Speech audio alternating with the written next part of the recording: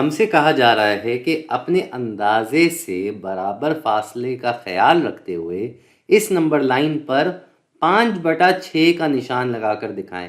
یہ جو یہاں لکھا ہے اس کو ہم الگ سے بھی لکھ دیتے ہیں تاکہ کوئی پریشانی نہ ہو۔ یہ 5/6 ہمیں اس کا نشان لگانا ہے۔ جیسا کہ ہم دیکھ سکتے ہیں کہ اس نمبر لائن پہ صرف 2 نمبر لکھے ہوئے ہیں، ایک 0 لکھا ہوا ہے اور 1 لکھا ہوا ہے۔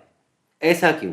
بھائی جب بھی ہمارے پاس ایک کسر آتی ہے اور اس میں نیچے والا نمبر یعنی کہ ڈینومینیٹر اوپر والے نمبر نیومریٹر سے بڑا ہوتا ہے تو ہمارا نمبر 0 اور 1 کے درمیان ہی ہوگا۔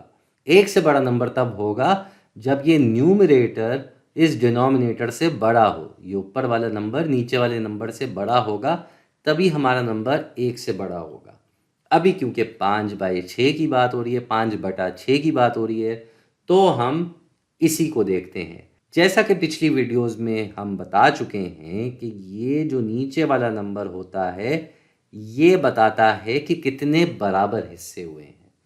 تو یہاں بھی ہمیں اس 0 سے 1 تک کے نمبر کے 6 برابر حصے کرنے ہیں۔ تو سب سے پہلے ہم کیا کرتے ہیں، آسانی کے لیے اس کو یہاں ہم نے بیچ میں سے 2 حصے کر دیے اور اب ان دونوں حصوں کو ہم 3 حصوں میں کر دیتے ہیں۔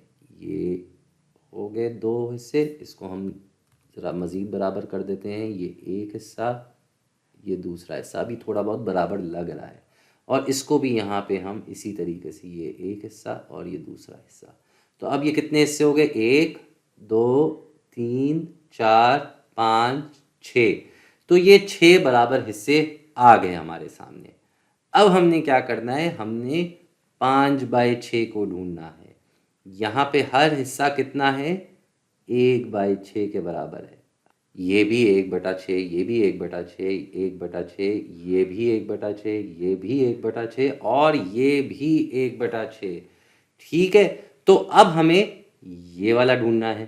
تو یہ اوپر کیا نمبر لکھا ہے، 5۔ اس کا کیا مطلب کہ اگر پہلا 1/6 ہے تو دوسرا کیا ہوگا، اس کو ہم ہٹا دیتے ہیں ورنہ سمجھیں گے کہ ہم نے یہ نشان لگایا ہوا ہے۔ تو پہلا 1/6 تھا، دوسرا 2/6 ہو جائے گا، اسی طرح تیسرا، چوتھا اور یہ 5واں۔ یہ 5واں نشان جو ہے یہ ہے 5/6۔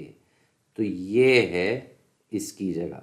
اس کے آگے اگر ہم جاتے تو یہ ہو جاتا 6/6 جو کہ 1 کے ہی برابر ہے، کیونکہ جب بھی اوپر والا نمبر نیچے والے نمبر کے برابر آ جائے کسر میں، اس کا مطلب ہم 1 ہول یعنی کہ 1 پورے کی بات کر رہے ہیں۔